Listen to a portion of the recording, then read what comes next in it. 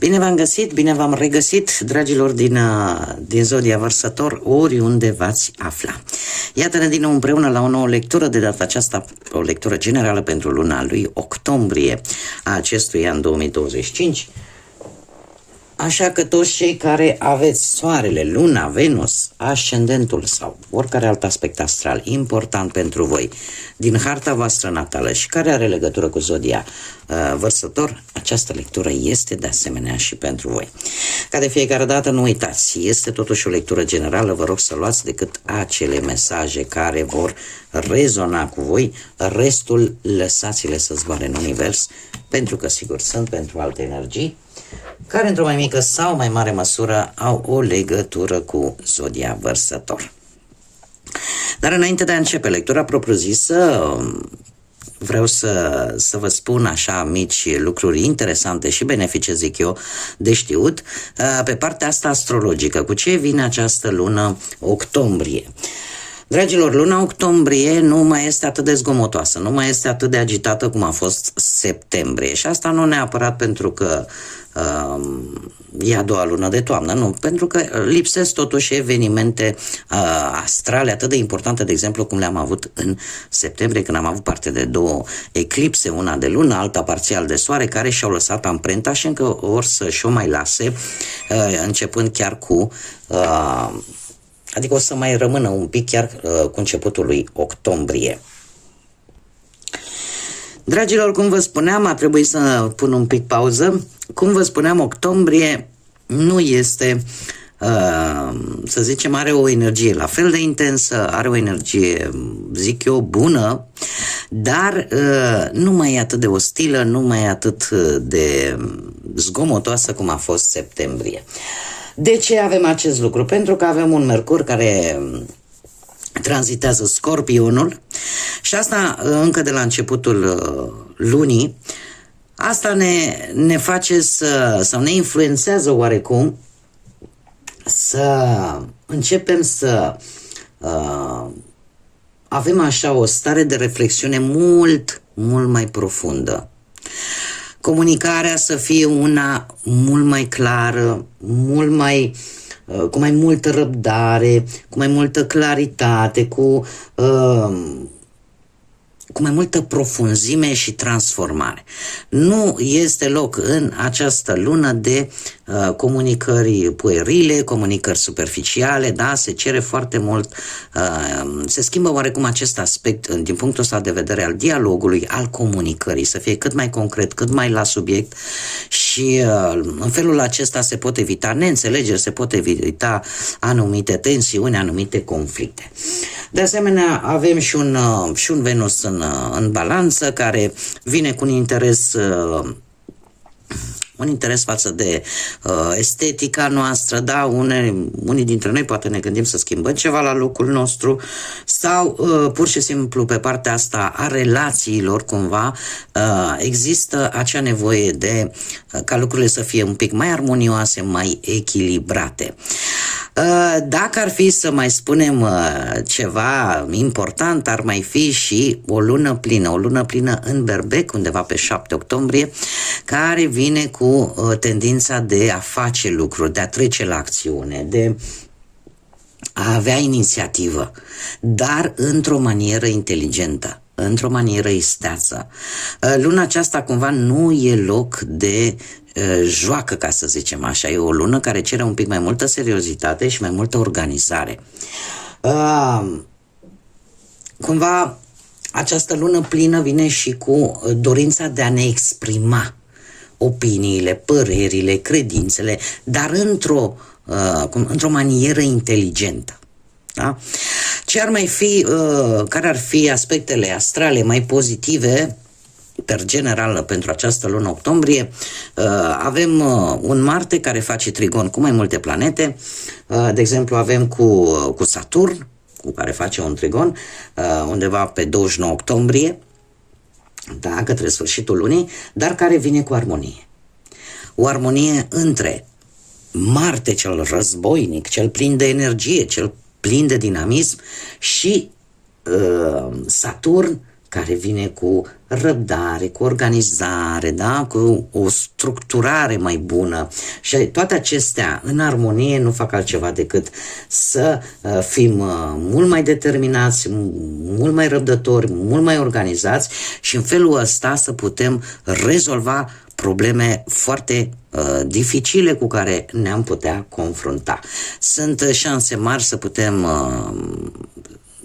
să punem în practică anumite planuri, anumite proiecte, dar mare atenție să fie realiste, aceasta e condiția, să fie realiste și să fie foarte clare. Alt trigon al lui Marte este și cu nodul nord.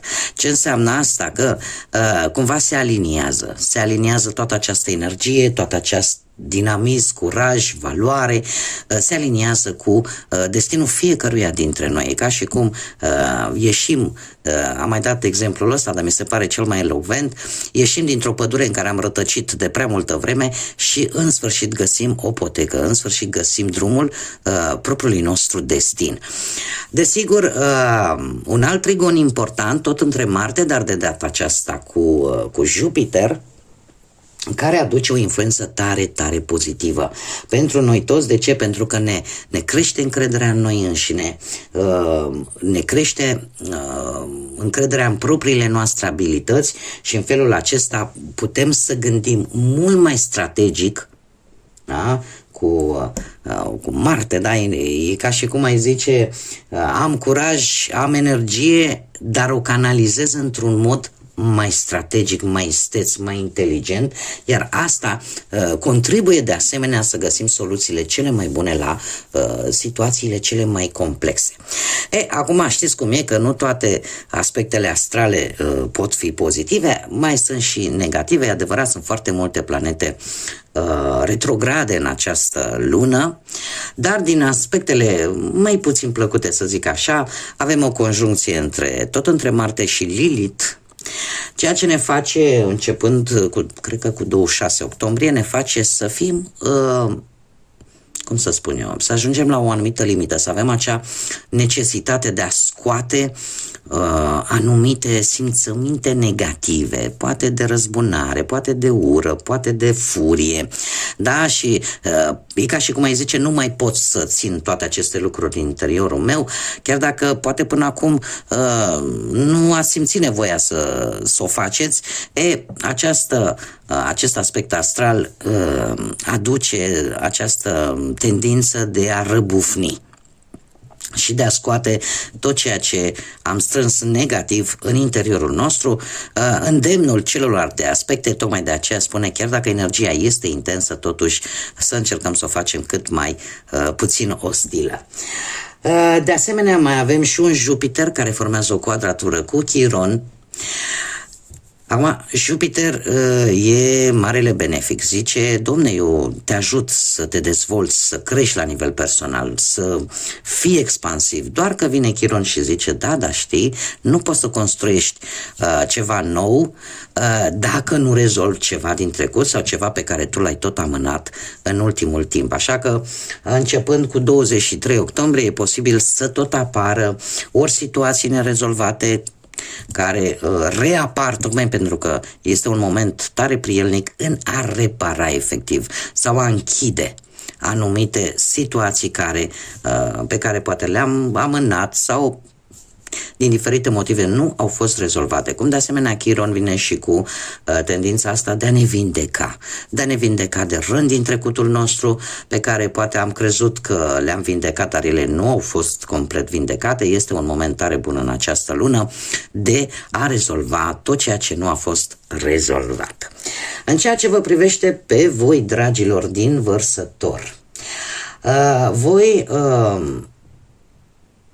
veți avea o viziune sau vă veți da seama, mai bine zis, că o structură de bază sau mai bine zis un plan, un proiect, dacă nu e bine structurat, rămâne decât la faza de idee. Sunteți foarte plini de planuri, de idei, dar care cumva necesită,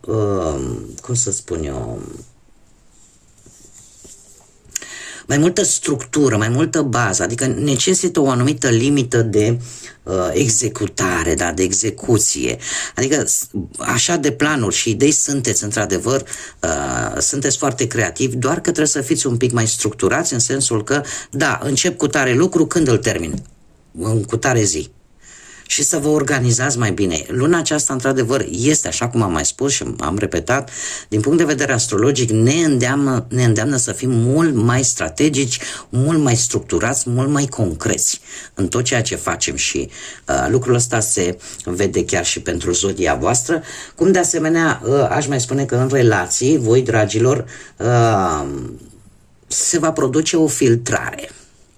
Se va alege bobul de neghină. Unele relații se termină, în schimb altele se pot profundiza.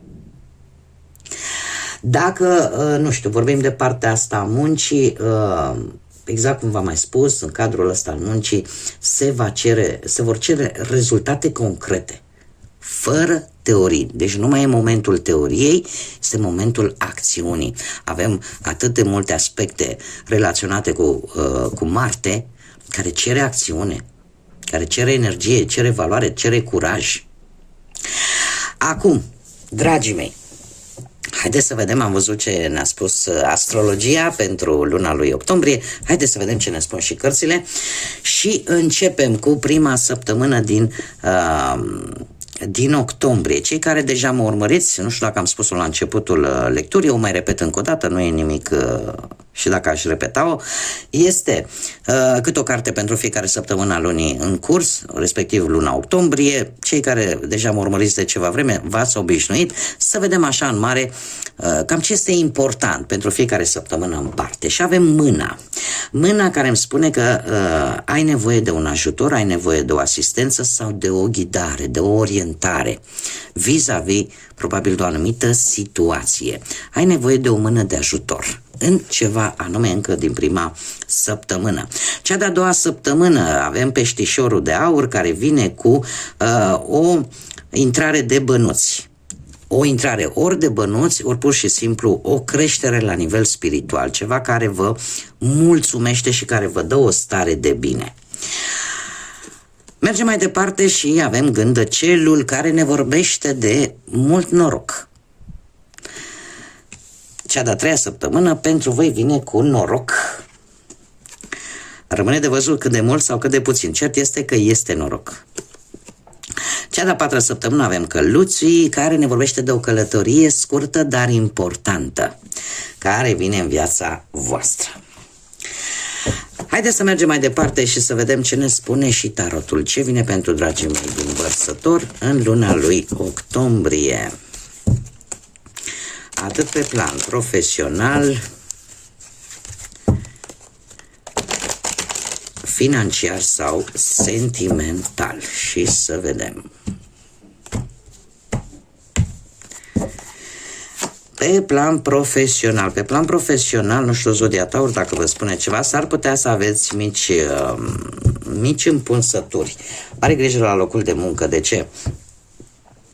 Am un 5 de bâte, un 5 de bâte care îmi poate vorbi, într-adevăr, și de anumite conflicte la locul de muncă sau de schimbări care vin după un anumit conflict, pentru că avem și, deja sunt două arcane majore, da, avem Împărăteasa și arcanul major Moartea, avem Taur Scorpion, nu știu dacă rezonează sau nu cu voi.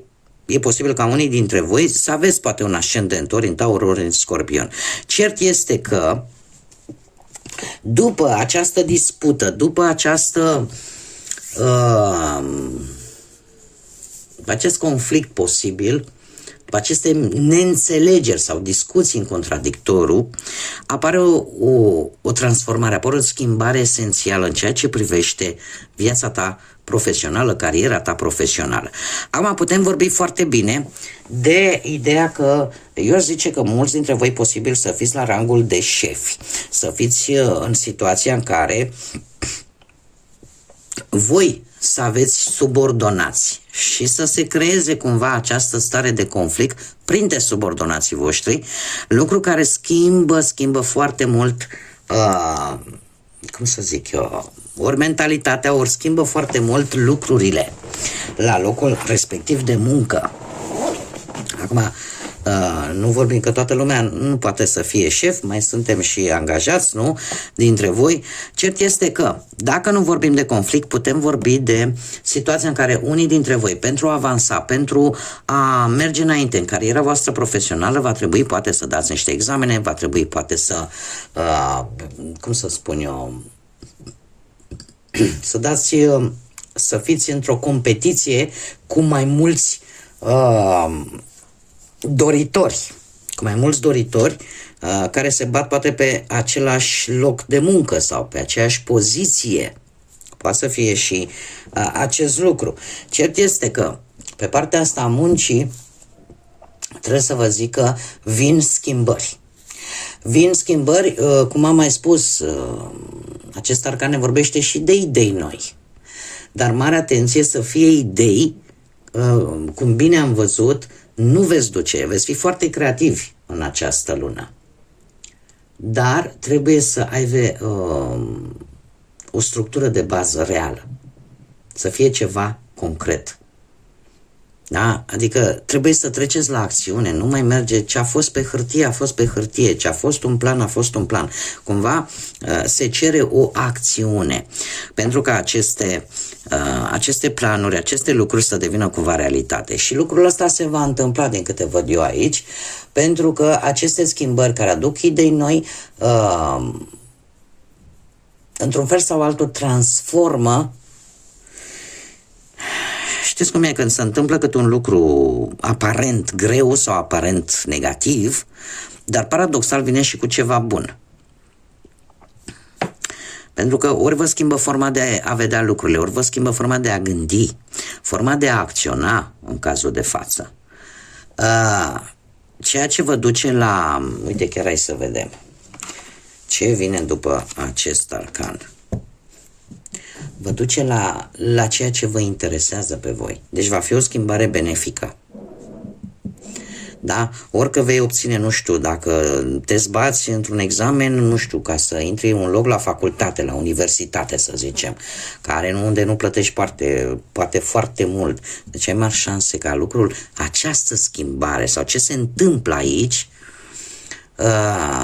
face să fie benefic pentru voi. Este ceva pe care voi vă doreați. Da? Chiar dacă vine cu mai multe responsabilități, dar este ceva ce tu vei duce la bun sfârșit. Aici, din câte văd eu, se cere ceva legat de muncă foarte exigent, cu care nu prea te joci. Adică trebuie să fii foarte atent. Haideți să mergem mai departe. Cei care suntem pe partea asta a banilor. Pe partea banilor aș spune că mi-apar zodii de foc, berbec, leu, săgetător, zodii de, foarte interesant, zodii de apă, rac, pești, scorpion și desigur zodia voastră, a vărsătorului. Dragilor, pe partea banilor, eu aș zice că surprize bănești așa pot apărea. Nu sunt ele foarte mari. Dar pe de altă parte, cu acest cavaler de cupe, eu aș zice că aceste intrări mici de bănuți vă pot ajuta pe voi să descurcați, ca să zic așa, anumite probleme, anumite probleme financiare și în felul ăsta parcă îți îndeplinești în sfârșit o dorință, un vis, ce vreți voi. L-am văzut cu peștele auriu, am văzut cu gândăcelul. Deci, pe parcursul acestei luni, octombrie, voi, dragilor, veți avea niște intrări de bani, cum am mai spus, nu trebuie să fie neapărat niște saci de bani, dar ceea ce vă intră vouă vă poate ajuta să rezolvați anumite probleme financiare pe care voi vă doreați din tot sufletul să le rezolvați. Este vorba despre, nu știu, poate să investiți niște, stați așa, să găsești cea mai bună formulare în așa fel încât să fie înțeleasă. Deci poate să fie vorba despre ce v-am spus sau să vă folosiți de o anumită cantitate de bani pentru a rezolva cu ajutorul banilor o altă situație financiară. Ca să vă intre mai mult. Nu știu dacă mă fac înțeles. Hai să dau un exemplu ca să nu cad în derizoriu. Deci, dragilor, imaginați-vă că, uite, vreți să obțineți, nu știu, un anumit beneficiu, care poate este pe termen lung, da? Un ajutor, să zicem. Pentru a face acest lucru, poate că e nevoie, nu știu, să apelați la un avocat, să zicem. Tocmai investiți niște bani într-un avocat pentru a obține altă sumă de bani, dar pe termen lung. Sper că m-am făcut destul de înțeles. Așa că e de bine, indiferent cum, este de bine și pe partea cu banii. Mergem mai departe, de să vedem cu viața sentimentală pentru cei care sunteți deja într-o relație, într-o pereche. Dragilor, voi, nu știu dacă sunteți plictisiți, nu știu dacă a intrat așa un pic rutina în viața voastră. Cred că e planificat pentru luna octombrie, poate, așa o mică vacanță, poate în 2. Este ceva, oricare nu știți, oricare voi știți, dar nu spuneți deocamdată. Și eu aș mai spune că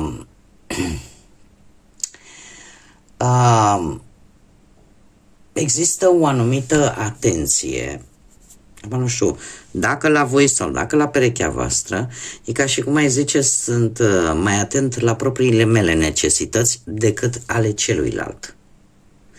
Puteți fi voi, poate să fie cine vă este vouă drag. Iar lucrul ăsta a făcut oarecum ca rutina, să zicem așa, să-și facă simțită prezența sau, mă rog, și din alte motive poate să apară rutina, da? Ținând cont de viața noastră socială de zi cu zi, de multe ori ne cam îndepărtează să ne mai gândim și la relațiile pe care noi le avem, atât sentimentale cât și sociale. Dar din câte văd eu aici, cu acest 6 de spade, se va încerca să se treacă peste această situație și orică unul dintre voi va fi nevoit să se îndepărteze geografic vorbind și atunci lucrul ăsta poate aduce o anumită tristețe, da? De separare, dar din câte văd eu aici cu Marea Preoteasă, eu zic așa, sunteți mai sensibili decât în mod normal în această lună. Din punctul ăsta de vedere sentimental, voi sunteți un pic mai sensibili și ori relația voastră se desfășoară la distanță și se încearcă într-un fel sau altul de-a lungul lui octombrie să vă reuniți, să faceți o călătorie. Pentru că, totuși, Marea Preoteasă ne vorbește de o perioadă magică aproape.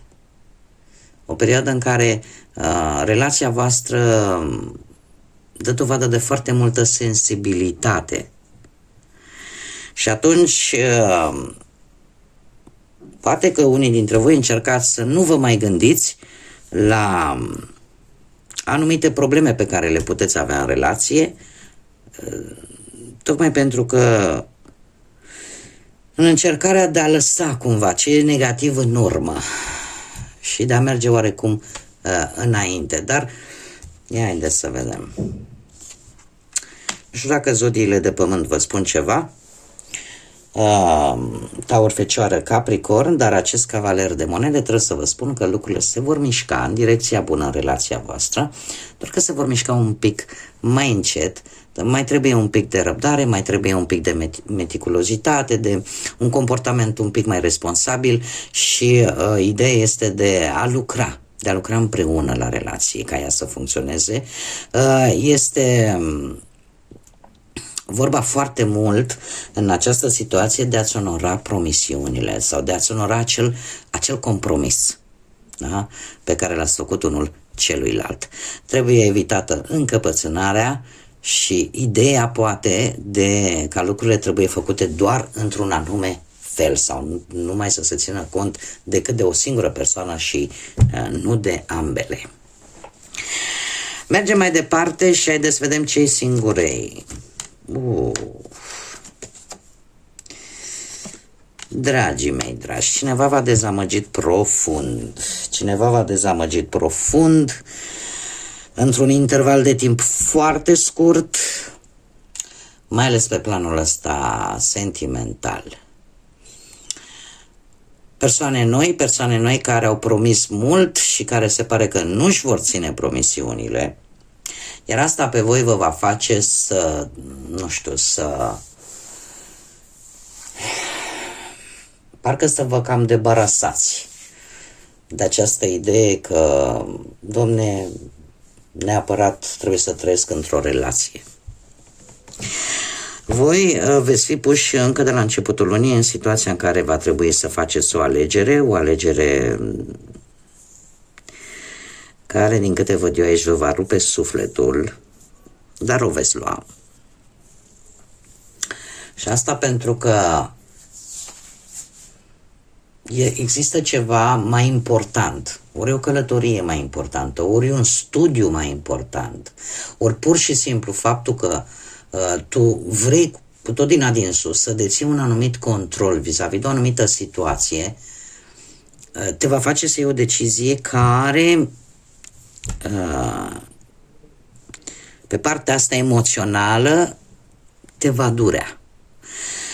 Asta ar fi o variantă. A doua variantă este cea în care, așa cum v-am mai spus, cineva nu își ține promisiunea. Cineva nu își ține promisiunea pe care a făcut-o, cineva recent cunoscut, iar lucrul ăsta pe voi e ca și cum amplifică, și aici se vede foarte, foarte bine această quadratură între Jupiter și Chiron. Pentru că la voi încă mai sunt lucruri nevindecate, încă mai sunt lucruri care trebuiesc, în primul și în primul rând, acceptate, vindecate, reparate de către voi. Știți cum e că cu atât e mai mare durerea când, după ce că ești rănit, ți se mai pune și sare pe rană. Dar paradoxal, sarea pe rană, dacă o stăm să luăm așa la propriu, are niște beneficii. Ustură, este adevărat, ustură tare, dar în același timp și vindecă. Haideți să mergem mai departe și să vedem inițiale de nume, prenume, pseudonim sau porecle de persoane cu care voi puteți interacționa de-a lungul lui octombrie sau care vor avea o anumită importanță pentru voi, dragilor din Vărsător. Și avem litera W, avem litera I, avem litera U, avem litera S, N, H, Y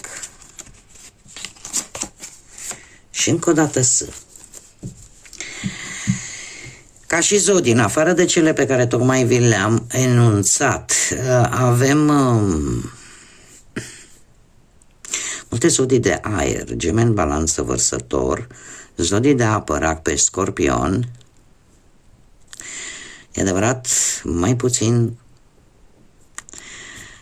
dar nu deloc, zodiile de foc, Berpecleu, Săgetător. Mergem mai departe și haideți să vedem care este surpriza lunii octombrie pentru voi, dragilor din Vărsător. Care este surpriza lunii octombrie legată de timp sau de situații pentru voi? Dragii mei, surpriza pentru voi este legată de data de 11 octombrie, ori ceva ce se va întâmpla în 11 zile sau în 11 săptămâni și care spune în felul următor: ascultă-ți prietenii sau ascultă ce spun prietenii. Acum voi puteți să o luați efectiv la propriu, să asculți sfatul prietenilor. Da? Asta nu ne spune ascultă-ți prietenii, sau să asculți anumite informații care pot veni de la niște prieteni și care să aibă o anumită importanță pentru voi. Mergem mai departe și haideți să vedem ce mesaj are Universul pentru voi, dragilor, din Vărsător în luna lui octombrie. Mesajul Universului pentru voi. Ce ne spune? Uite, interesant. Nu știu, cred că mi-a căzut, nu știu dacă la Săgetător sau la Capricorn acest mesaj, care zic eu că nu e întâmplător. Deci, spune așa: nu-ți fie frică să spui te iubesc sau îți mulțumesc acelor care merită cu adevărat să-l audă.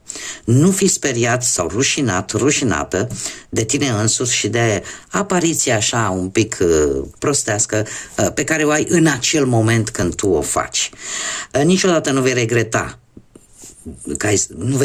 că ai spus din inimă te iubesc sau că ai lăsat un mesaj de apreciere, așa cum niciodată nu vei regreta că nu ai făcut-o sau că nu ai spus-o. Este un mesaj înțelept. Sunt persoane în viața noastră cărora simțim să le transmitem aceste mesaje atât de personale, dar atât de profunde, de multe ori foarte simple, da? Deci foarte bine, nu trebuie nici să vă simțiți prost că ați spus un te iubesc, că ați spus îți mulțumesc din suflet. Nu este nimic rușinos, nu este nimic prostesc să o faceți. Cum de asemenea, nu trebuie să regretați că nu ați spus aceste lucruri unor persoane care chiar nu o meritau. Bun, dragilor, cam atât am avut pentru voi. Eu vă mulțumesc ca de obicei pentru prezență. Vă doresc să aveți un octombrie cât mai liniștit, cât mai înțelept, cât mai plin de lumină în suflete și în gânduri. Până data viitoare, când ne vom reîntâlni la o nouă lectură, tot binele din lume și, desigur, să fiți iubiți, dragilor.